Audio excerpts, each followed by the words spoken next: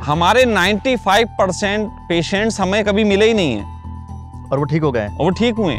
अगर आप किसी डॉक्टर की दी हुई दवाई को खाते हैं तो आप 7 दिन में ठीक होंगे, और नहीं खाते हैं तो 1 हफ्ते में ठीक हो जाएंगे। जितने भी लोगों की मृत्यु हुई कोरोना में,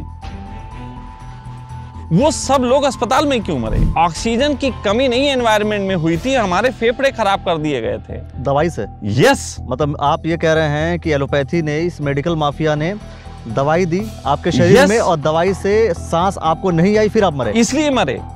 ये बहुत बड़ा एक स्कैम मैं कहूंगा। मैं आपके सामने एक ऐसा व्यक्ति बैठा हूं जिसने कोरोना का टीका नहीं लगवाया। आप लोग तो मोदी जी के अगेंस्ट बोल रहे ना फिर? हाँ, मैं तो नहीं लगवाया।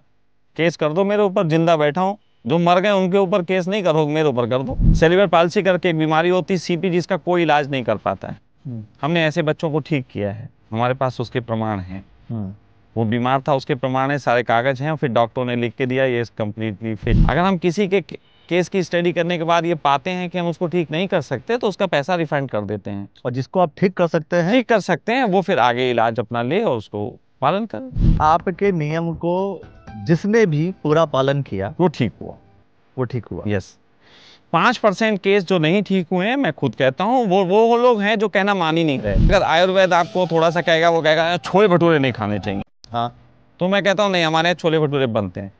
अरे तो मान लीजिए किसी को अगर ऑयल लेने से ही, इंटेक करने से उसकी दिक्कत होती हो, वही तो खेल है सारा। आईबीएस जो है वो एक ऐसी बीमारी है जिसमें खाने पीने पे कंट्रोल रखे बगैर तो आदमी चल ही नहीं सकता।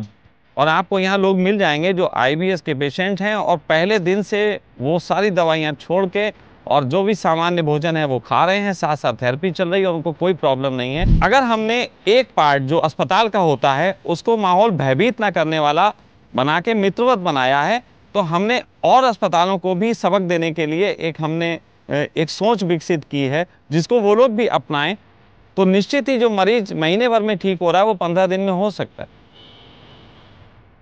तो आज जो है हम लोग जैसे यहाँ पर हैं शशांक सखा जी के साथ, तो आप का ये जो रिजॉर्ट है, डिवाइन हीलिंग रिजॉर्ट आपने बनाया है तो नाम भी आपने यही रख दिया है। तो क्या पर्पज़ है? मतलब बहुत लोग अपने रिजॉर्ट का नाम कुछ और रखते हैं, फिर कुछ और रखते हैं, आपने डिवाइन हीलिंग रिजॉर्ट रख दिया है। नहीं, असल में नाम तो सखा वेलनेस है। हाँ। लेकिन उसको हम लोगों ने जो टैगलाइन दी है वो एक रिजॉर्ट की दी है, ताकि लोगों को ये फीलिंग आ सके कि यहाँ पे एक कैसा माहौल होगा। मोस्ट ऑफ जो वेलनेस के साथ प्रॉब्लम है वो ये है कि वेलनेस जो है एक बोरियत से भरी जगह लगती है। हाँ। Most of.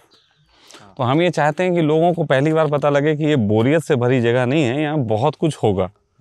और जो उनकी आम जिंदगी में वो लोग चाहते हैं, जिस तरीके का माहौल, प्लेजर, तो एक तरीके से हेल्थ टूरिज्म भी कह सकते हैं। हेल्थ टूरिज्म भी कह सकते हैं। मैंने टूरिज्म डिपार्टमेंट के एक एचओडी हैं एक विश्वविद्यालय के, तो उनसे जब बात हो रही तो वो भी हेल्थ टूरिज्म को लेकर के बात कर रहे थे। तो मैंने कहा कि अच्छा, हेल्थ टूरिज्म का मतलब क्या करोगे? आयुर्वेदिक दवा खा के घुमाओगे या टैबलेट खा करके घुमाओगे? तो मुझे लगता है कि शायद वो यहाँ पर है या नहीं है, मतलब दवा नहीं है। तो यहाँ हेल्थ के लिए दूसरे प्रयोग हैं जो कि हम लोग करते हैं हाइड्रोजन के और ज्योतिष के माध्यम से, रागा के माध्यम से। तो मेनली तो चिकित्सा का ही है, लेकिन चिकित्सा की एक बिल्कुल अलग पद्धति है। रिजॉर्ट तो एक एनवायरनमेंट के लिए है कि ये किस तरीके का एनवायरनमेंट हम यहाँ पे दे रहे हैं, जिस एनवायरनमेंट में लोग बहुत जल्दी ठीक हो सके और उनको ये पता ही ना लगे कि वो इलाज कराने आए थे। लेकिन रिजॉर्ट जब भी हम सुनते हैं तो हम ये सोचते हैं बस अब यहाँ आना है, घूमना है, मस्ती करना है। हाँ, ये मस्ती ही है। असल में इलाज का जो हमारा प्रोसेस है वो इतना कूल है कि उसमें किसी भी तरीके की बंधन जैसा नहीं है, सिवाय एक के वो समय का। वो जिस समय आपको बोला जाएगा उस समय आपको थेरेपी लेनी है, और थेरेपी में आपको एफर्ट कुछ नहीं करना है। अच्छा।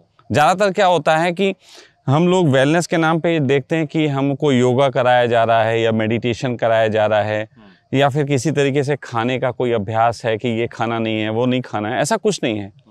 यहाँ कोई रिस्ट्रिक्शंस नहीं है, ना फूड की, ना दवाइयों की, ना किसी तरीके के आपके योगा और मेडिटेशन की।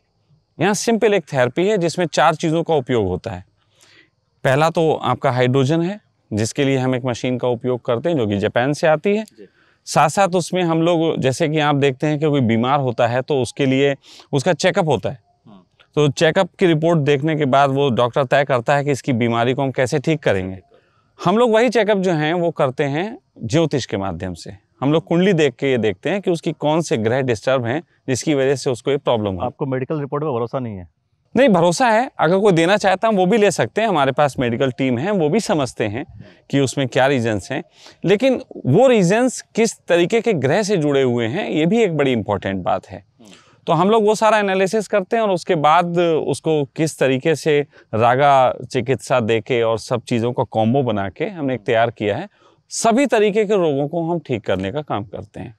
एनवायरमेंटल जो है वो रिजॉर्ट टाइप का है, लेकिन थेरेपी जो है वो बिल्कुल यूनिक है और उसमें कोई भी एफर्ट नहीं है, इसलिए आप इसे पूरा रिजॉर्ट जैसा मस्ती कह सकते हैं। हाँ, जैसे अभी मैं आया तो आप यहाँ पर लोगों से आप चर्चा कर रहे थे, आप मन, बुद्धि, आत्मा जी और शरीर की बात कर रहे थे, और आपने कहा कि बीमार जो है, बीमार शरीर होता ही नहीं, आत्मा बीमार होती है। कंट्रोवर्शियल स्टेटमेंट है ये। बिल्कुल है, और मैं इसको प्रूव कर सकता हूँ कि कैसे थोड़ा सा चर्चा करते हैं हम। तो मेन चीज है, कंट्रोवर्शियल स्टेटमेंट ये है कि आत्मा बीमार होती है। हाँ, भगवान श्री कृष्ण गीता में कहते हैं, प्लीज आप, तो भगवान श्री कृष्ण गीता में ये कहते हैं कि आत्मा तो कभी न मरती है न मिटती है, एक बात। उसके अलावा आत्मा तो बीमार हो ही नहीं सकती है, आत्मा के साथ तो कुछ हो ही नहीं सकता, और आप कह रहे हैं कि बीमारी आत्मा हो रही है। हाँ, मैंने कहा ना आत्मा बीमार हो रही है, द सेंस भी बताया था मैंने। आत्मा बीमार हो रही है क्या नहीं है कि आत्मा बीमार हो गई है। मैं ये कह रहा हूँ, आपने एक गाड़ी खरीदी, गाड़ी खरीदने के बाद आपने उसमें एक ड्राइवर रखा, और उस ड्राइवर, जैसे शरीर को आप थोड़ी देर के लिए गाड़ी मान लीजिए और आत्मा को आप ड्राइवर मान लीजिए, लेकिन आप उस ड्राइवर की मान नहीं रहे हैं। ड्राइवर से कह रहे हैं आप सिर्फ एक्सीलेटर देने का काम करिए और आप स्टीयरिंग मत छूइए। तो क्या वो आप उसको बीमार कहेंगे नहीं कहेंगे? क्या वो ड्राइवर खुश होगा? ये ड्राइवर चला ही नहीं पाएगा ढंग से, और मैं गारंटी दे रहा हूँ एक्सीडेंट जरूर करेगा। एक्सीडेंट 100% होगा, और एक्सीडेंट से बचाने का काम कौन कर सकता था? ड्राइवर। अब वो एक्सीडेंट होगा तो शरीर में टूट फूट होगी, यानी कि गाड़ी में होगी। तो यही हो रहा है ना कि हमने ड्राइवर के हाथ से स्टीयरिंग छीन लिया है, हमने उसको सिर्फ परमिट किया है। जैसे हम चाहते हैं हमें सिर्फ जिंदा रखे ड्राइवर, हम कहाँ जाना चाहते हैं, क्या खाना चाहते हैं, बस वो हमें आज़ादी से छोड़ दे, उसमें वो कुछ ना करे। प्रॉब्लम यही है, हमारी इस बॉडी को हैंडलिंग के लिए, इसके अलार्म सिस्टम को समझने के लिए कॉन्शियस नाम की चीज़ हमारी बॉडी में है, और वो कॉन्शियस अगर जो है उसके कंट्रोल से हम नहीं चलेंगे, वो अलार्मिंग सिस्टम को नहीं समझेगी, तो हम अपने तरीके से जो है इसको चलाने में नुकसान पहुंचा लेंगे। तो वो बात ही आपने कहा कि जो बीमार होता है, देखिए चोट जब लगती है शरीर को लगती है कि आत्मा को लगती है? देखिए यही समझने वाली बात है। जैसे ये पेड़ लगा हुआ है, अगर ये पेड़ के पत्ते में खराबी आ रही है तो ये पेड़ के पत्ते की खराबी है कि जड़ की खराबी है? हाँ, जड़ की भी खराबी, जड़ की वजह से होता है, जड़ की वजह से होता है। तो इलाज तो जड़ पे करेंगे ना, तो आप इलाज आत्मा पे कर रहे हैं। देखिए अगर किसी को टीबी हुआ है या किसी को कोई असाध्य रोग, बहुत से ऐसे रोग हो जाते हैं इसका इलाज करना ही बहुत मुश्किल हो जाता है, या किसी की तबीयत जो है 6 महीने से खराब है, 1 साल से खराब है, आपका टाइटल भी यही है, जब सब जगह से हार जाओ। हाँ, जब सब जगह से हार जाओ तब यहाँ आओ, तब यहाँ आओ, बिल्कुल। तो जब व्यक्ति हार गया, सारे जो मशीनरीज थे जो पूरे मार्केट में हैं, वो सारे मशीनरीज खत्म हो गए, मतलब सॉल्व नहीं कर पाए प्रॉब्लम को, तब आपके पास आ रहे हैं। बिल्कुल।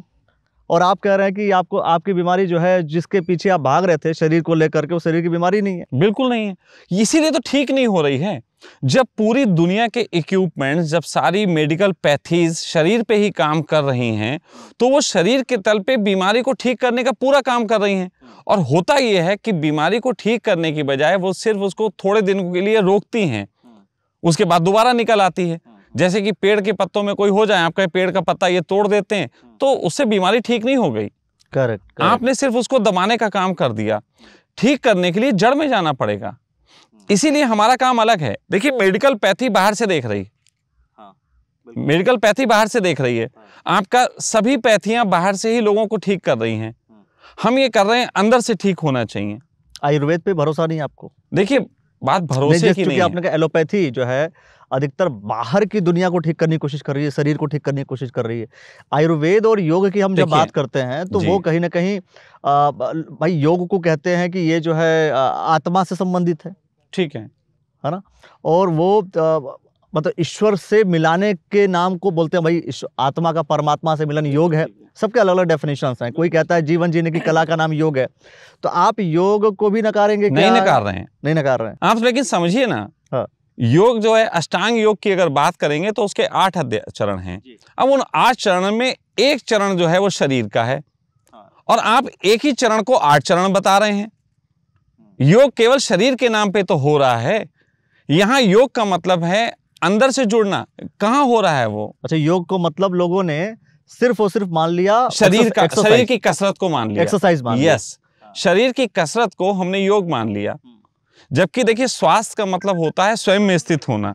एक तो स्वास्थ्य की परिभाषा है कि आप जो हैं शरीर से स्वस्थ हैं, लेकिन योग की परिभाषा के तहत स्वास्थ्य का मतलब होता है स्वयं में स्थित होना। स्वयं में स्थित वही है कि ड्राइविंग सीट पे ड्राइवर का होना, वही तो मैं कह रहा हूं। लेकिन उसके लिए पुरानी विधियां फेल हो चुकी हैं। उसका कारण है, अब यहां पे आता है कि हमारा नया विज्ञान क्या है। देखिए, पुराना विज्ञान जो कहता है उसके तहत एक अष्टांग मार्ग पे चलने के लिए आदमी को बहुत तरीके से यम नियम सब उपवास सब पालन करने पड़ेंगे। आज जिस तरीके की लोगों की लाइफ हो गई है, फास्ट लाइफ हो गई है, लोगों के पास इतना समय नहीं है कि उनका पालन कर पाए। यहाँ पे हमने उसी को कॉम्पैक्ट किया कि आखिर कैसे कर सकते हैं। आपने कह दिया कोई नियम ही नहीं है। मैंने कह दिया कोई नियम नहीं है। आप नियम पालन भी नहीं करवाएंगे? मैं कारण है, देखिए आप थोड़ा समझने की कोशिश करिएगा। नियम, अब जैसे कि ज्योतिष शास्त्र की हम बात कर लेते हैं। ज्योतिष शास्त्र भी तो एक पार्ट है हमारे धर्म का। बिल्कुल सही बात है, पार्ट है ना, उसको इग्नोर तो नहीं कर सकते। और ये उन्हीं ऋषियों ने बनाया, जिन ऋषियों ने ज्योतिष ये बनाया, आयुर्वेद बनाया। बिल्कुल सही बात है, ये उसी समय की सब खोज है। लेकिन हम कहाँ पे ज्योतिष का उपयोग कर रहे हैं? ज्योतिष कहता है कि 7 ग्रह और 2 छाया ग्रह हमारे पूरे जीवन को चला रहे हैं। जब इनकी स्थितियां बिगड़ती हैं तब हम बीमार होते हैं। हाँ, ज्योतिष यही कहता है। ज्योतिष यही कहता है। वहीं पे तो हमारी टेस्टिंग है कि आपकी जो बीमारी है, आपने कौन से ग्रहों को बिगाड़ लिया है। हम उन ग्रहों को ठीक करके और लोगों को स्वस्थ कर रहे हैं, और लोग हो रहे हैं स्वस्थ। चलिए, एक जो है, मतलब मैं सवाल, चूंकि आप जब चर्चा कर रहे थे, बाकी आज जो है मैं देख रहा हूँ कि काफ़ी लोग आए हुए हैं और ये उत्सव की तरफ से चल रहा है पूरा कार्यक्रम आपके इस डिवाइन रिजॉर्ट पे। और ओशो जी का आज जन्मदिन। हाँ, वो मैं उनको गुरु मानता हूँ, तो उनका आज बर्थडे है, तो वो अब सेलिब्रेट करेंगे। आज से आपने 40 दिन का पूरा अपने 40 दिन का, असल में क्या है, ये ओशो का ही एक था है कि 11 दिसंबर को उनका जन्म हुआ था और 19 जनवरी को उनकी जो है वो निर्वाण दिवस है। तो एक तरीके से 40 दिन का हमें अवसर मिलता है। पता नहीं क्यों नेचर ने ये दिया कि ओशो के साथ भी ऐसा हुआ, जबकि 40 दिन सब धर्मों में महत्वपूर्ण बताए गए हैं। बिल्कुल। तो हमने इसकी महत्वता को मानते हुए हमने सोचा कि ये 40 दिन का एक अवसर रखते हैं कि इसमें मल्टीपल टॉपिक्स पे जो है बात हो जाएगी, जो मनुष्य के जीवन के लिए आवश्यक होते हैं। तो बस इस वजह से ये 40 दिन का हमें अलग से कर रहे हैं। ठीक है, तो इसी में हमने ये सुना आपसे, आत्मा की सुननी है। आत्मा की सुनोगे, कई बार तुम मन की सुनने लगते हो, आप ये बोलते हुए बोल रहे थे। क्योंकि अगर हम मैं जानना चाहता हूँ सीधा जी, कैसे डिफाइन करें, कैसे हम मान लें कि ये हम आत्मा की सुन रहे हैं, ये मन की सुन रहे हैं, और आत्मा और मन में अंतर क्या है? और बिल्कुल जिसको हम कहें कि भाई बच्चा भी समझ जाए उस बात को। मैं छोटा सा उदाहरण देता हूँ। मैं आपसे कहूँ आपको भूख लगी है, आपको भूख लगी, राइट नाउ आपको भूख लगी है, और मैं भी कहता हूँ कि आप छोले भटूरे खाएंगे, आप कहते हैं खा लेंगे, फॉर एग्जाम्पल, भूख लगी तो खा लेंगे। फिर मैं कहता हूँ यार छोले भटूरे नहीं बन पाएंगे, क्या समोसा खाएंगे? आप कहेंगे अब भूख लगी है तो भाई समोसा दे दो, वही दे दो। अच्छा, मैं कहूँ समोसा नहीं आ पा रहा है, इस समय दिक्कत है, बिस्कुट चलेगा, तो आप कहेंगे यार बिस्कुट खिला दो। अब यहाँ पे समोसा, ये जो चीजें हैं ये मन है, क्योंकि ये आप चेंज कर सकते हैं। मन एक स्त्री की तरफ भाग सकता है, कल को दूसरी की तरफ भाग सकता है, वो चेंज हो सकती है, लेकिन भूख चेंज नहीं हो सकती, भूख रहेगी। तो भूख आत्मा हो गई, भूख आत्मा हो गई।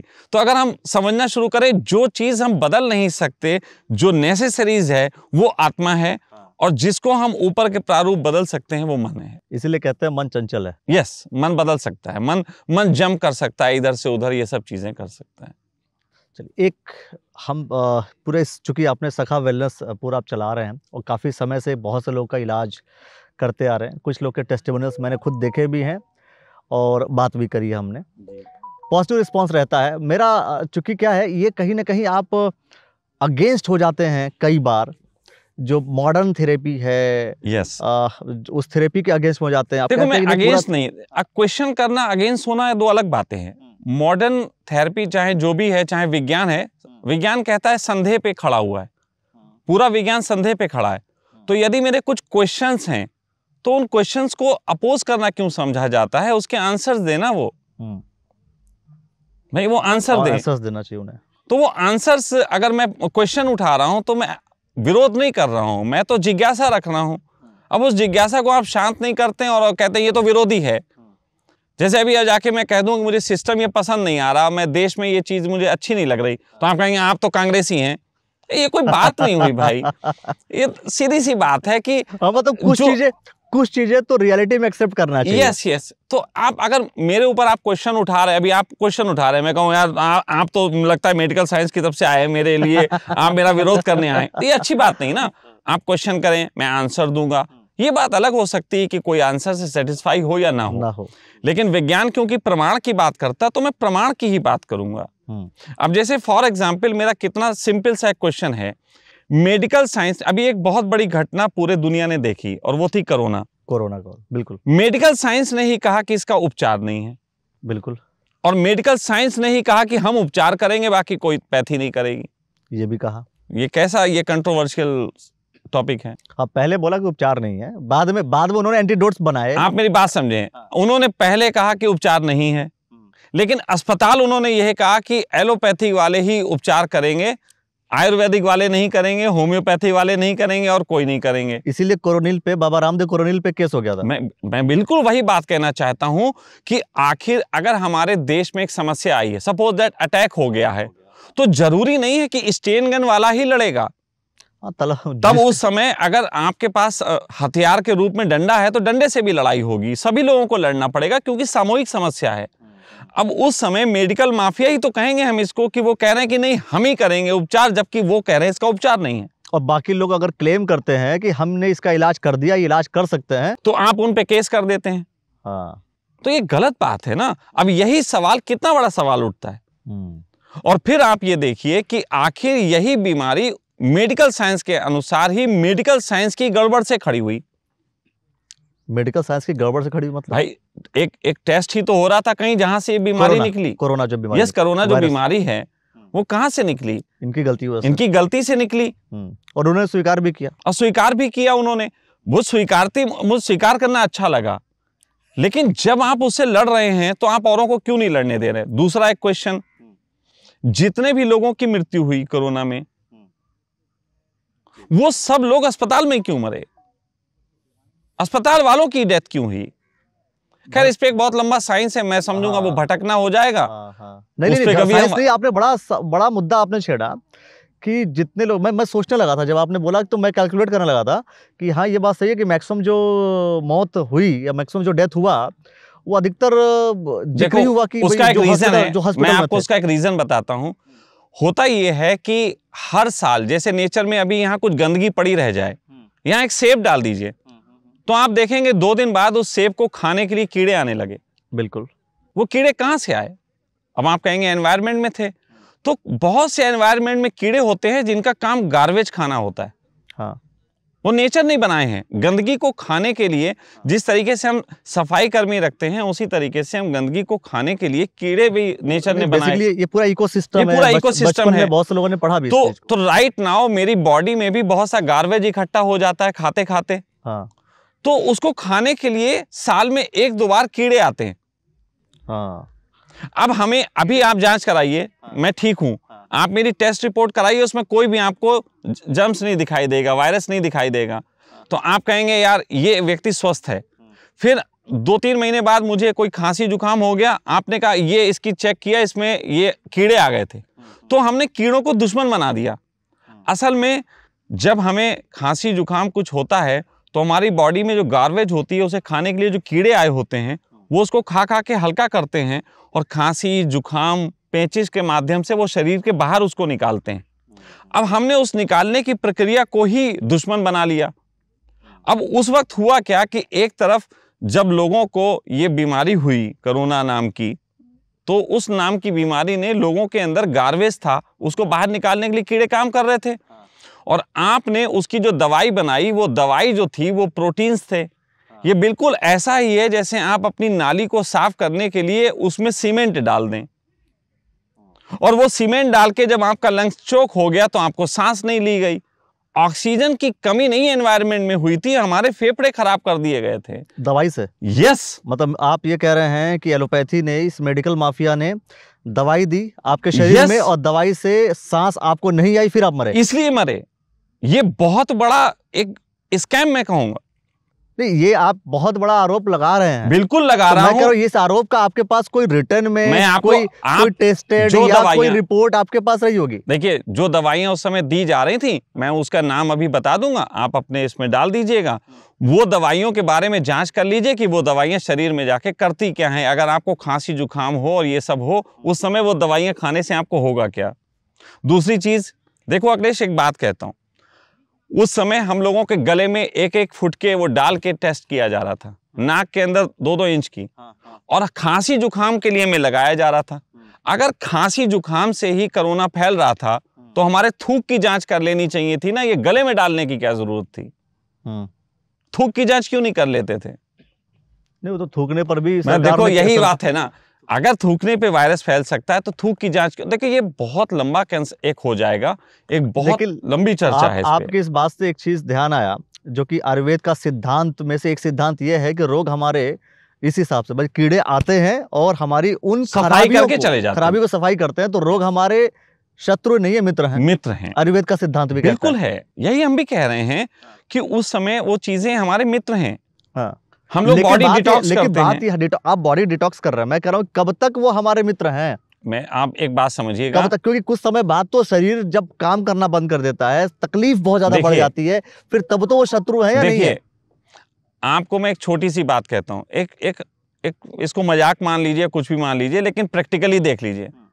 अगर आप किसी डॉक्टर की दी हुई दवाई को खाते हैं तो आप 7 दिन में ठीक होंगे, और नहीं खाते हैं तो 1 हफ्ते में ठीक हो जाएंगे। दोनों बात तो एक ही हुई ना? नहीं, एक हुई कि नहीं, अगर डॉक्टर की दवा खाते हैं तो 7 दिन में ठीक हो जाएंगे, नहीं खाएंगे तो 1 हफ्ते में ठीक हो जाएंगे। 1 हफ्ते का मतलब 7 दिन ही तो हुआ। ऐसे ही होता है। यही होता है, यही होता है। करके देख लीजिए। मैं कहूंगा ये प्रयोग डॉक्टरों ने किए, मैं नहीं कह रहा हूं, मेडिकल साइंस ने प्रयोग किया है। आप सिर्फ सर्दी जुकाम, just a minute, medical science का एक प्रयोग है जिसके तहत उन्होंने 50-50 लोगों के 3 ग्रुप बनाए, एक ही बीमारी के, सिमिलर बीमारी के। एक को दवाई दी, एक को पानी का इंजेक्शन दिया, और एक को कुछ भी नहीं दिया, और तीनों में ठीक होने का परसेंटेज बिल्कुल बराबर था। ये मेडिकल साइंस का एक प्रयोग है। अब इस रिसर्च पेपर को भी हमें लगता है निकालना पड़ेगा। बिल्कुल निकालना पड़ेगा, मैं निकाल के दे दूंगा आपको। चलिए, तो आप जो इलाज करेंगे, मैं कैसे करता हूं? इलाज किस दिन? आपने कहा कि ऑलरेडी ये जो रोग आ रहे हैं हमारे शत्रु नहीं है, मित्र हैं, हमारी प्रॉब्लम को रिजॉल्व कर रहे हैं। दवाई जो आ रही है वो ऑलरेडी हम बीमारी बढ़ा रहे हैं, ठीक नहीं कर रहे हैं जी। और आप कह रहे हैं हम यहाँ पे बीमारी ठीक करेंगे। मैं कैसे आप तो बीमारी को डिनाई कर रहे हैं ना? नहीं, मैं बीमारी को डिनाई नहीं कर रहा हूं। मैं ये कह रहा हूं बीमारी जो तुम्हें नजर आ रही है इसका कारण कुछ और है। ओके। हम उस कारण को बता रहे हैं कि वो डिफरेंट कारण है, वो ये नहीं है। जैसे लोग कहते हैं कि हमारे पास आते हैं, लोग कहते हैं हमें इलाज कराना है, तो मैं कहता हूं उनकी कुंडली भेज दो, या जो भी आपने टेस्ट रिपोर्ट कराई हो वो भेज दो, और जो फार्म एक हमने डिजाइन किया आप फार्म भर के भेज दो। वो कहते नहीं, हम रोगी को ले आते हैं। हम कहते हैं रोगी को देख के कुछ नहीं होगा, हम रोगी को देखने की जरूरत नहीं समझते। बड़े बड़े वैद्य जो है नब्ज देखते थे। हमारे 95% पेशेंट्स हमें कभी मिले ही नहीं है, और वो ठीक हो गए, और वो ठीक हुए। 95% पेशेंट जो हमें कभी मिले ही नहीं हैं, जिन्होंने हमारी पैथी अपने घर बैठ के ले ली, वो वहीं ठीक हो गए, हमें कभी मिले ही नहीं। मतलब आपने सिर्फ रिपोर्ट्स देखी, रिपोर्ट्स देख करके आपने उनको गाइड किया, उन्होंने अप्लाई किया और वो ठीक हो गए। यस। आप जो कर रहे हैं, क्योंकि कई बार हमारी इस पे चर्चा हुई हाइड्रोजन को लेकर के, कि आप हाइड्रोजन जो है भाई इनटेक कर रहा है व्यक्ति, आपको हाइड्रोजन पे इतना भरोसा नहीं है, सिर्फ हाइड्रोजन दे देंगे और ठीक हो जाएगा। देखिए मेरी बात, हाइड्रोजन से नहीं होता। मैं 4 चीजें बोली, आप बार बार हाइड्रोजन क्यों पकड़ते हैं? यही प्रॉब्लम है। अधिकतर जो दिख रहा है आप उसे पकड़ रहे हैं, 3 चीजें आप देख नहीं रहे। आपने हाइड्रोजन की बात की, आपने रागा की बात की, आपने ज्योतिष की बात की। अब आप चारों को सुन लीजिए। हाँ, चारों को सुनिएगा और इत्मीनान से सुनिएगा। हम मनुष्यों में जब बच्चा पैदा होता है तो बच्चे के पास आप देखते हैं बहुत एनर्जी होती है। 2-3 साल तक का बच्चा थकता ही नहीं है। बिल्कुल नहीं थकता। आप सब घर जानते हैं कि 2-3 साल तक का बच्चा थकता नहीं। ये सबको पता है। पहली बार उसे थकान तब आती है जब वो स्कूल जाता है। हाँ। उसके बाद उसमें थकान की चीजें शुरू होती हैं। जैसे जैसे उस पर वर्कलोड बढ़ता जाता है उसे थकान होती जाती। तो इस एग्जाम्पल को समझना हो तो आप ऐसे समझ सकते हैं कि सिंगल एनर्जी है। आपने एक पानी का पाइप लगाया, यहां से आपने पानी खोला और वो पानी बहता हुआ जा रहा है 200 मीटर दूर पाइप में, और उसकी जिस गति से यहां से भेजा जा रहा है उसी गति से वहां निकल रहा। लेकिन फिर आपने उसे एक काम दे दिया, एक सुई भुगो दी और कहा कि ये है, आपको बस्ता दे दिया। फिर आपने कहा ये होमवर्क दे दिया। फिर आपने कहा बेटा ये अब तुम्हें होमवर्क घर पे भी करना है। फिर आपने उसे और काम भी दे दिए, क्रिकेट भी खेलना है। तो आपने ये छेद किए। हाँ। ऐसे ही एक व्यक्ति के जीवन में उसके पाइप में हजारों तरीके के कर्मों के छेद हो जाते हैं और जिससे पानी निकल रहा है। अब ये सबसे आखिर में बिल्कुल हल्का फ्लो हो गया। अब यहाँ पे आपने सुना होगा कि कोई ध्यान करता ये करता है उसे स्वास्थ्य लाभ होता है। ध्यान से स्वास्थ्य लाभ क्यों होता है? वो इसलिए होता है कि एनर्जी यहां से जितनी जा रही उतनी है, लेकिन बीच के कुछ छेद उसने बंद कर दिए। अच्छा, उसने वो सोचना बंद कर दिया। जितनी देर अपनी आंख बंद करके बैठा, जितनी देर वो शांत बैठा, उतनी देर के जो वर्कलोड थे वो उसने छेद बंद कर दिए। अब इसका असर वो जो पाइप उधर निकल रहा है उस पे आया और उसके बीच में जो उसकी बीमारियां थी वो एनर्जी उन बीमारियों को ठीक करने की तरफ चली गई, क्योंकि एनर्जी एक ही है। और यहाँ पे क्या है, सारी दुनिया में एक प्रॉब्लम रही है कि इस एनर्जी को बढ़ाने का किसी के पास उपाय नहीं है। मैं वही सवाल करने वाला था आपसे। मैं तो नेक्स्ट आप वही बात कर रहे हैं, क्योंकि एनर्जी तो सेम है। यस, सेम है। बच्चा पैदा हुआ, इसके बाद अब वो वर्कलोड तो संभालेगा ही, संभालना तो है ही, काम तो उसे करना ही है। यही मैं कह रहा हूं। करनी है उसे। तो मैं कह रहा हूं, मैंने पहली बार ऐसा विज्ञान खोजा है जिसमें वर्कलोड आप कितना भी रखिए, बस एनर्जी बढ़ाने का काम हम करते हैं। शरीर में एनर्जी बढ़ाना, शरीर में एनर्जी बढ़ाने का। अब एनर्जी कैसे बढ़ती है? अब यूं तो हाइड्रोजन चारों तरफ फैली हुई है। हाँ। आपके शरीर के पोए पोए में जो है वो हाइड्रोजन है ना? अब वो हाइड्रोजन है, लेकिन वो हाइड्रोजन जिस फॉर्म में है और जिस स्थिति में है, उस स्थिति में वो आपके शरीर को सपोर्ट करने के लायक नहीं रही, क्योंकि हाइड्रोजन जो मॉलिक्यूल है वो इस अस्तित्व का सबसे पहला मॉलिक्यूल है। ऐसा मान लें, अगर हम धर्म की भाषा में कहें तो भगवान ने जब दुनिया बनाई तो सबसे पहले जिससे दुनिया बनाने को कहा वो हाइड्रोजन था। फर्स्ट सेल, सबसे पहला सेल हाइड्रोजन था। तो यानी कि जिसे दुनिया बनाने की जिम्मेदारी दी गई उसे सब नॉलेज है कि उसके अंदर क्या है। भाई प्रोग्रामिंग तो दी गई होगी, विदाउट नक्शा तो कुछ नहीं होता ना। बिल्कुल। तो नक्शा तो हाइड्रोजन के पास है। हाइड्रोजन ने ये दुनिया बना के खड़ी कर दी। पूरी दुनिया हाइड्रोजन से ही बनी है, हाइड्रोजन के अतिरिक्त तो कुछ है ही नहीं यहाँ पे। बाकी हाइड्रोजन से उसके बाद और चीजें पैदा हुई हैं जो उसके सब एटम्स हैं। अब पानी पी रहे हैं तो भी हाइड्रोजन। तो अभी क्या है, हम लोगों ने अब आती है बात ये कि किसी को हाइड्रोजन दे दो। अब देखो, जापान हुआ और चीन हुआ, यहाँ पे हाइड्रोजन का बहुत बड़ी मात्रा में उपयोग किया जा रहा।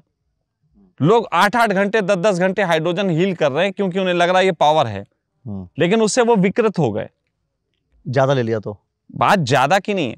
किसी भी चीज को, हाइड्रोजन एक ऐसा सेल है जो इंटेलिजेंट मॉलिक्यूल बोला गया है। जापान में जिन लोगों ने इस पे खोज की उनका भी मैं नाम दे दूंगा, ऐसे नाम याद नहीं रहते, उनका भी नाम, उनकी बुक का नाम दे दूंगा। उन्होंने कहा है कि hydrogen is a intelligent molecule. ये उन्होंने गॉड तक बोला इसको, और उन्होंने कहा ये हमें सुनता है इसको। अब देखो, ज्योतिष की भाषा में हाइड्रोजन गुरु है, बृहस्पति, और कहते हैं कि अगर हाइड्रोजन को बृहस्पति से डिनोट करते हैं। नहीं, आप बृहस्पति ग्रह पूरा हाइड्रोजन का ही ग्रह है। ठीक हो गया। वहां 98% हाइड्रोजन ही है। तो इसको बृहस्पति से जोड़ा गया। बृहस्पति के बारे में कहा जाता है कि बृहस्पति गुरु है, लेकिन गुरु का ज्ञान लेने की कुछ तरीके हैं। गुरु हर एक को ज्ञान नहीं देता। अब आप गुरु से जबरदस्ती ज्ञान नहीं ले सकते। पात्रता होनी चाहिए। पात्रता होनी चाहिए। वो पात्रता जो है, हम पात्रता क्रिएट करते हैं योग निद्रा के माध्यम से, ज्योतिष और रागा के माध्यम से। उस एनर्जी को ऐसी चीजों में हम कन्वर्ट करते हैं, ऐसे भाव में कन्वर्ट करते हैं कि वो इंसान के रोगों को जाके ठीक करती है। जापान में सबसे ज्यादा इस्तेमाल इसका होता है, लेकिन जापान में उतने मेडिकल कॉलेज भी चल रहे हैं। इसका मतलब है जापानीज को पकड़ नहीं पाए और वो उन्होंने एक्सेप्ट किया। उस बुक में वो डॉक्टर्स एक्सेप्ट करते हैं कि ये बहुत बड़ी ताकत है, लेकिन हम इसे कंट्रोल नहीं कर पा रहे हैं। और आपने ज्योतिष और रागा के माध्यम से इसे कंट्रोल कर दिया। हमारे शास्त्रों में, क्योंकि मैं खुद एक सन्यासी हूँ, गुरु भी हूँ, मुझे अच्छे से पता है कि एक गुरु का माइंडसेट क्या होता है। तो एनर्जी का माइंडसेट है ना, एक गुरु का माइंडसेट का मतलब एक एनर्जी का माइंडसेट। अगर किसी के ग्रह स्थितियों में शनि लिखा हो तो इसका मतलब है वो शनि प्रोमिनेंट है। इसका मतलब अगर वो गुरु बनेगा वो शनि के तरीके से गुरु बनेगा, वर्कआउट करेगा। और कोई बृहस्पति के तरीके का गुरु बनेगा तो वो सोशल टाइप का गुरु बनेगा। तो गुरु के भी कई प्रकार हैं। और उन गुरुज को भी किस तरीके से राजी किया जाए उसके लिए अलग अलग तरीके की पात्रता चाहिए होती है। वही साइंस, क्योंकि मुझे अध्यात्म पता थी, उसी साइंस को हमने इस चीज को पकड़ने में, इसको राजी करने में और लोगों का इलाज करने में हमने इसको यूज कर लिया। आखिरी सवाल इस चीज को लेकर के, बाकी हम बाद में चर्चा करते रहेंगे, कि आखिर यहाँ आकर के इस डिवाइन जो रिजॉर्ट है, हीलिंग रिजॉर्ट है, यहाँ आकर के हम किन किन रोगों का आकर के इलाज करेंगे या किन किन बीमारियों का आकर के हम यहाँ पर दूर कर लेंगे? क्योंकि सबसे बड़ी चीज होती है, अच्छा डॉक्टर साहब, ऐसा होता है अधिकतर लोग, अब कोई आपको गुरु के रूप में दिखेगा तो कोई डॉक्टर के रूप में भी दिखेगा, क्योंकि आप इलाज कर रहे हैं तो आप डॉक्टर कहलाएंगे कहीं ना कहीं। ये भी चर्चा, ये भी डॉक्टर ना कहे तो अच्छा है, नहीं तो केस हो जाएगा कहीं हम पे। ये भी आई एम ए काउंसलर। आप मुझे काउंसलर कहें ज्यादा अच्छा है। गुरु कहेंगे तो बहुत तरीके के धारणाएं बन जाएंगी। और अगर आप डॉक्टर कहेंगे तो वो भी एक ठप्पा लग जाएगा। वो मेरे पास कोई ऐसा है नहीं डिग्री, फिर वो डिमांड हो जाएगी। नहीं, मेरे पास तो मेरी कंपनी है, मैं एक एडवाइजर हूँ, लोगों के लिए एडवाइस देने का काम कर रहा हूँ, काउंसलर हूँ। और ये पूरा जो हमारी ये है थेरेपी, ये पूरी काउंसलिंग बेस्ड है। मेरी काउंसलिंग है, मेरी टाइमिंग्स हैं, वो आप मानेंगे तो ठीक होंगे, नहीं मानेंगे तो नहीं ठीक होंगे। अब आपका क्वेश्चन है कि कौन सी बीमारी ठीक होती है? मतलब ऐसी कौन कौन सी बीमारी है जो यहाँ पर आकर के आप देखिए, अगर अभी तक मैं कहूँ तो हम लोगों ने लगभग सभी प्रकार के ऑर्गन्स से संबंधित बीमारियों पे काम किया है, सभी पे। जैसे बहुत एक छोटा सा मैं क्वेश्चन ले रहा हूँ, जैसे चर्चा होती है बहुत आज के समय में ना, बहुत से लोगों को हार्ट अटैक हो रहा है, बहुत ईजी है। और मैं ये देख रहा हूँ कि अधिकतर जो टेलीविजन पे भी देखने को मिला, सोशल मीडिया के माध्यम से देखने को मिला कि लोग एक्सरसाइज कर रहे हैं और एक्सरसाइज करते करते उनका डेथ हो गया। बिल्कुल। नाच रहे हैं, डेथ हो गया। और ऐसे बहुत सारे वीडियोस वायरल हुए। तो मतलब ये, और हार्ट अटैक तो एक बहुत ही ऐसा हमने सबने मान लिया कि बहुत ही कॉमन बीमारी है। और ये हार्ट अटैक से तो मतलब आदमी कोई मरा, अच्छा हार्ट अटैक हो गया, हार्ट अटैक हुआ था क्या, मतलब एक क्वेश्चन भी पूछ लिया जाता है। तो ये क्या, ये सब जो चीजें हैं, देखिए सर, बात ये है, मैंने कहा जैसे आपसे कि हमारी बॉडी के जितने भी ऑर्गन्स हैं, हमने सब पे ही काम किया है। सभी तरीके से जो बीमारियां होती हैं, चाहे वो कैंसर से रिलेटेड हो, चाहे वो IBS हो, चाहे इवन की CP, हम दिमाग को भी एक ऑर्गन मानते हैं। ओके। एक सेल्युलर पाल्सी करके एक बीमारी होती है CP, जिसका कोई इलाज नहीं कर पाता है। हमने ऐसे बच्चों को ठीक किया है, हमारे पास उसके प्रमाण हैं। वो बीमार था, उसके प्रमाण है, सारे कागज हैं, और फिर डॉक्टरों ने लिख के दिया ये कंप्लीटली फिट। आप किसी भी बीमारी का, सिर्फ एक है ऐसा अभी तक ऑर्गन जिस पे अभी तक हमने काम नहीं किया, क्योंकि वो है आंख। ओके। मैं स्पष्ट बोल रहा हूँ, हमने आंख पे ज्यादा काम नहीं किया, लेकिन अगर हमें मिलेंगे रोगी जो हम पे विश्वास दिलाएंगे और हमारी बातों को मानेंगे, तो उम्मीद है कि हम इस पे भी कुछ कर सकें। लेकिन आंखों पे काम करते वक्त जो है, हमें अभी लगा है कि शायद ये एक ऐसी चीज है जिस पे हम अभी काम नहीं कर सकते।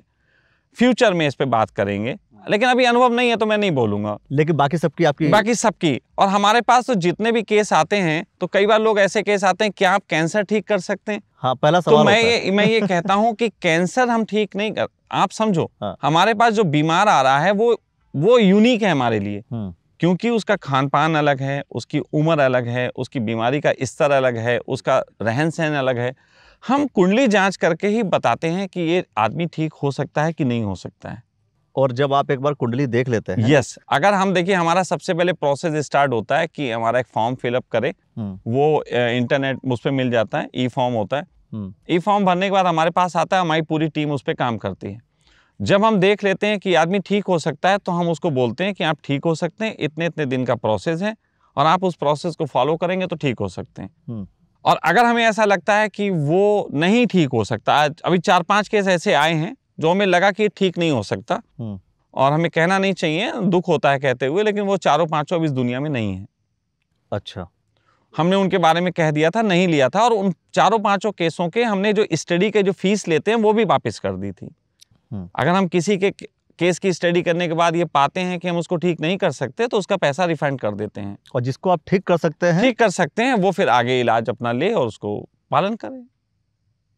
तो ये बड़ी बात है कि आपने जो ठीक कर सकते हैं आप उन्हीं को ले रहे हैं। जी बिल्कुल, उन्हीं को लेंगे। हम पहले ही ऐसा बता देंगे, हम आपकी फाइल देख के पहले ही बता देंगे आप ठीक हो सकते हैं कि नहीं हो सकते। और आपने कह दिया ठीक हो सकते हैं, इसका मतलब है कि अब देखो ये भी एक आता है कि कई बार लोगों ने कहा कि अरे अब आपने कह दिया ठीक हो जाएंगे, ये तो एस्ट्रोलॉजी में लिखा है तो अब हम इलाज ही नहीं लेते। ऐसा नहीं है। अच्छा, हाँ। जैसे हम आपसे कहें कि आप अगर सहारनपुर से ट्रेन पकड़ेंगे बॉम्बे जाने के लिए तो आपको 36 घंटे लगेंगे। करेक्ट है। तो आपको वो बैठ के जाना पड़ेगा। आप सहारनपुर में आंख बंद करके बैठ जाएं और 36 घंटे बाद आंख खोलें तो आप बॉम्बे में नहीं होंगे। वही रहेंगे आप।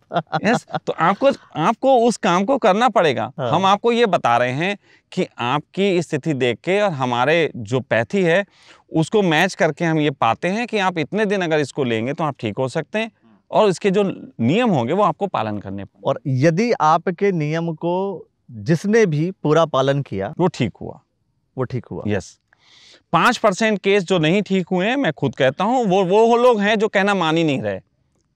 और वो भी सिर्फ 5% आप बता रहे हैं। 5%, और वो खुद स्वीकार करते हैं, मान ही नहीं पा रहे हैं, हमें बहम सा हो रहा है, तो भाई वो उनका काम है। जबकि कोरोना में तो देखो बहुत बड़ी बड़ी चीज़ें अलग अलग देखने को मिली कि जितने लोग हॉस्पिटल गए, आपने बताया कि मैक्सिमम जो डेथ हुई, घर पे कुछ लोग की हुई होगी, बट मैक्सिमम जो डेथ हुई, मैं आपके सामने एक ऐसा व्यक्ति बैठा हूं जिसने कोरोना का टीका नहीं लगवाया। आप लोग नरेंद्र मोदी जी के अगेंस्ट में हो गए ना फिर। हाँ, मैं तो नहीं लगवाया। केस कर दो मेरे ऊपर, जिंदा बैठा हूं। जो मर गए उनके ऊपर केस नहीं करोगे, मेरे ऊपर कर दो। भाई कोरोना का टीका मैं नहीं लगाया। आपने नहीं लगाया, लेकिन मैं ये बात बोलूंगा नहीं कि आप लगवाओ या ना लगवाओ। उसका कारण है अब तो सरकार मान चुकी है, उस टीके से भी कुछ नहीं हुआ। अच्छा ये बताइए, एक क्वेश्चन, जो ये हार्ट अटैक से अभी जो मरे हैं लोग, अभी बहुत लोग, मैं बहुत से लोग को जानता हूँ, बहुत से लोग को देखे हमने, अब बहुत से लोग के फ़ोन भी आए कि जिनके परिवार में कहीं ना कहीं ऐसे देखने को मिला। कुछ लोगों ने बोला कि जो कोरोना आया था, कोरोना के बाद ये हार्ट अटैक ज़्यादा बढ़ गया। टीका लगाना भी एक था क्या उसमें, कुछ ऐसा कुछ है? मेरी बात कॉम्बिनेशन की टीका लगाया तो हार्ट अटैक बढ़ा। मुझे ऐसा प्रतीत होता है कि इसके पीछे बहुत सारी चीज़ें हैं, कुछ ऐसी साइंसेज इसके पीछे काम कर रही हैं जो कि इसका कारण बन रही हैं, और उन पे अभी हमें कुछ भी कहना बिना प्रमाण के अच्छा नहीं है, इसलिए मैं अभी नहीं कहूँगा, लेकिन जिस दिन प्रमाण होंगे मैं आपको बुला के उस बारे में बताऊँगा। आपने कोरोना में किसी भी कोरोना से ग्रसित व्यक्ति को ठीक किया? सभी लोग थे, हमारा पूरा घर, हमारा पूरा बच्चे, उस समय जितने हमारे पास 15-20 बच्चे सखा परिवार में रहते थे, किसी ने टीका नहीं लगाया, सब सही रहे, मस्त रहे। हम लोगों को मिलेगा कोई ऐसा केस आया आपके पास कि जिसको कोरोना हो चुका हो? हाँ बिल्कुल, ये तो नॉर्मल सी बात है। हम सच बताएं आपको कि कोरोना का सबसे अच्छा इलाज मैंने लोगों को बताया था कि डरना बंद करो पहले। बस, कोरोना का इलाज डरोना। कोरोना में क्योंकि लोग आ ही नहीं पाते थे, तो आने की बात हम इसलिए कहेंगे नहीं, क्योंकि हमारे पास तो परमिशन नहीं थी हमारे पास आ सकें लोग इलाज कराने। हाँ। इसलिए हमने किसी का किया नहीं, लेकिन जो काउंसलिंग लिए हैं हमने उनसे एक ही चीज़ का, डरो ना, आप ठीक हो जाओगे। वही वाली चीज़ कि इंसान अपने अंदर जो है वो विष पैदा कर ले रहा है। यस, अपने अंदर ही डर के वजह से सारी चीज़ें क्रिएट कर रहा है। चलिए, मैं समझता हूँ कि बहुत सारी बातें हो गई और बहुत सारी बातें हम करेंगे, बहुत सारे विषयों पर चर्चा करते रहेंगे। फिलहाल जो हमने आपको पूरा ये टूर कराया, सखा wellness a divine healing resort का आनंद लीजिए। जैसे आप फैमिली टूर पर जाते हैं, यहाँ बीमारी का इलाज कराने आएंगे, लेकिन लगेगा आपको कि आप टूर पर आए हैं, उसका भी आप आनंद लेंगे और गाइडेंस आपको मिलेगी, जिससे कि आप अपनी बीमारी को तो दूर करेंगे ही करेंगे, शारीरिक तौर पर जो बीमारी है वो दूर करेंगे, लेकिन आत्मा के तौर पर भी कुछ कमियां हैं, मन के तौर पर कोई कमियां हैं, बहुत कमियां, वो भी सब दूर होंगी। यहाँ पे एक व्यक्ति जब आएगा तो उसको पहली बात तो ये है कि आपको और खासियत बता दें जी। हमारे यहाँ 2-3 खासियत हैं। हमारे यहाँ ये है कि किसी भी व्यक्ति को भोजन की रिस्ट्रिक्शन नहीं दी जाती।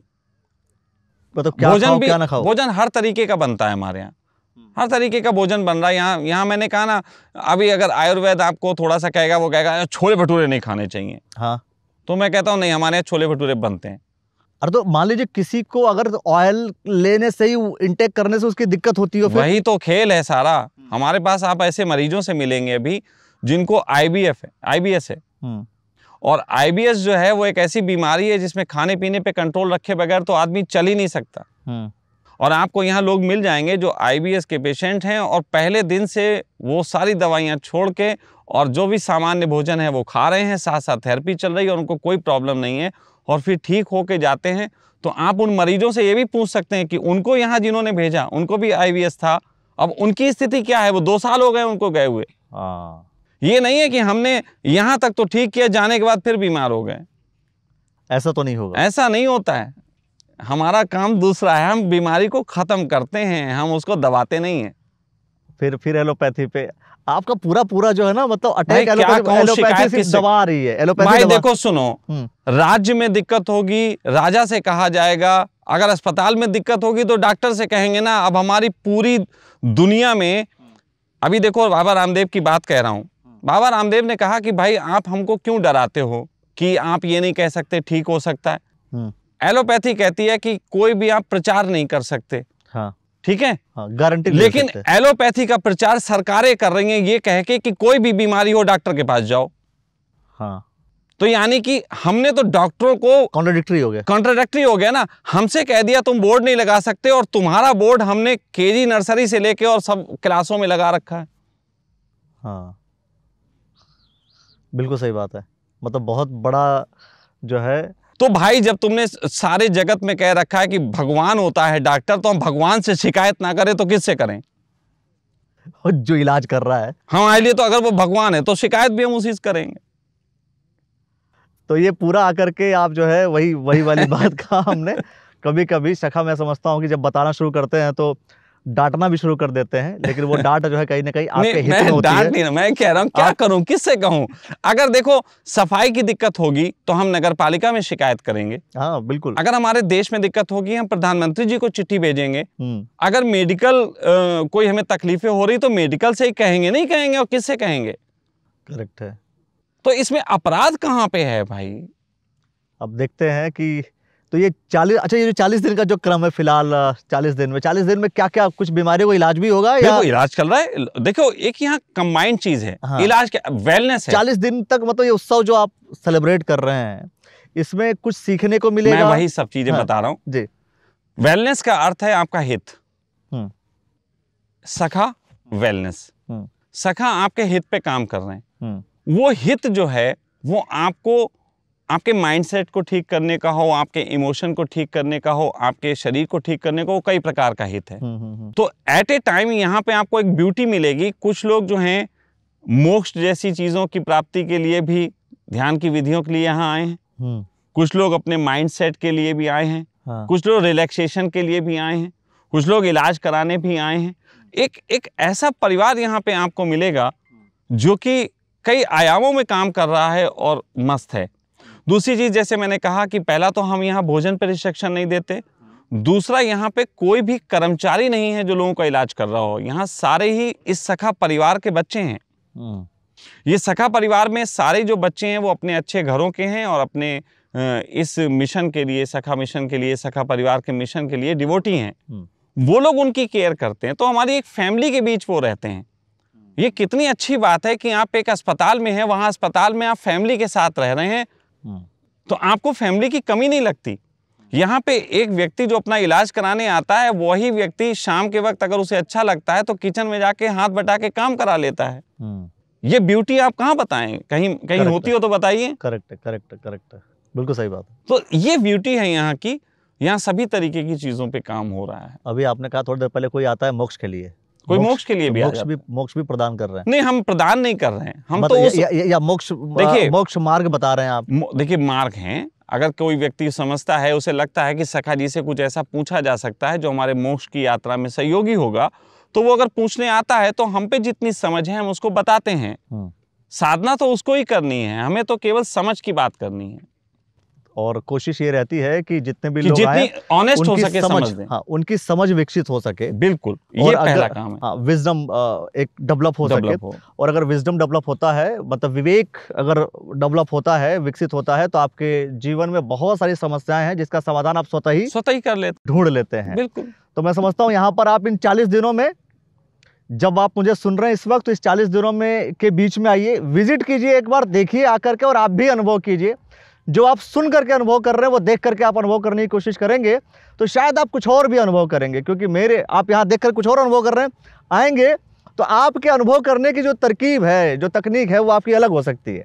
बिल्कुल। देखिए, अभी तक मैं कह सकता हूँ कि हम लोगों ने अस्पतालों को एक डर का कंसेप्ट बता दिया। जैसे कहते हैं कि 2-3 जगह हैं जहाँ लोग जाने से घबराते हैं, अस्पताल, कोर्ट, हाँ, वकील और पुलिस के पास, थाने में। बिल्कुल 3 जगह जाने से घबराते हैं।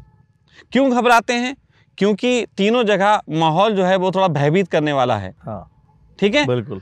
तो अगर हमने एक पार्ट जो अस्पताल का होता है उसको माहौल भयभीत ना करने वाला बना के मित्रवत बनाया है, तो हमने और अस्पतालों को भी सबक देने के लिए हमने एक सोच विकसित की है, जिसको वो लोग भी अपनाएं, तो निश्चित ही जो मरीज महीने भर में ठीक हो रहा है वो 15 दिन में हो सकता है। मतलब अस्पताल के जो मालिक हैं वो आकर के विजिट करें, बिल्कुल विजिट करें, हमसे पूछें, हम उन्हें बताएंगे कि हमने क्या क्या चीज़ें इसमें यूनिक की हैं, उसको इम्प्लीमेंट करें अपने यहाँ। जगत का कल्याण भी तो एक लक्ष्य होना चाहिए। तो दोस्तों, इस 40 दिन में मैं फिर से कह रहा हूँ, आप आइए, देखिए, आकर के अनुभव कीजिए इस पूरे रिजॉर्ट का, हीलिंग रिजॉर्ट का मैं कह रहा हूँ, और भी डिवाइन हीलिंग रिजॉर्ट का आप अनुभव कीजिए और समझने की कोशिश कीजिए कि आखिर सखा वेलनेस क्या कर रहा है, किस बेसिस पे कौन सी थेरेपी हो रही है, और जो भी चीज़ें इन्होंने बताई हैं उन सब चीज़ों को लेकर के आप कितना संतुष्ट हैं, नहीं है, वो भी आप कमेंट सेक्शन में प्रतिक्रिया ज़रूर दे दीजिए। और मैं फिर से कह रहा हूँ, एक बार विजिट कीजिए तो शायद आपकी उन प्रॉब्लम का सोल्यूशन मिलेगा, वो जो सवाल चल रहे होंगे आपके मन में उसका जवाब भी मिलेगा। तो क्या कुछ कहेंगे आप? कमेंट सेक्शन में प्रतिक्रिया दीजिए। बहुत बहुत शुक्रिया, बहुत बहुत धन्यवाद, आपने जो समय दिया हमें इसके लिए बहुत बहुत धन्यवाद।